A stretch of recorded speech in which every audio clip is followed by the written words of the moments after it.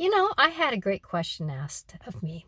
And many of you watched my video this weekend about the mantra about how I was married for 34 years, 36, 32 years and 34 years together. And she asked, how did you stay married? How did you do that? Because we all have these ups and downs in our relationships and we wonder if we're going to even make it. There's a lot of whys in the road. That was, the why.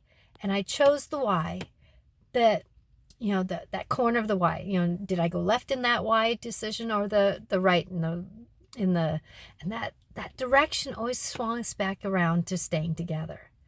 But the thing that I did, the tool that I had, and I think this is one of the main ones I did, was I was grateful. Sometimes in the middle of an argument, I said, I am grateful for this moment in my head, sometimes out loud, that I'm grateful for this moment so that we can learn from each other, so that we can do what we're doing. Sometimes I had to be grateful for the moment that I'm never going to come back to this moment again, right? So gratitude in a moment where things are really hard sometimes can get you there. And another thing that I would do is, and I didn't know I did this, was I breathed before I reacted. This month's mantra. Right? I breathed before I reacted. Sometimes, in an argument, especially living with an alcoholic, sometimes I couldn't say something at the time I wanted to, and I'd have to say it later. But there's a lot of times where I would just sit there and listen because of the fact that I could not have anything to say.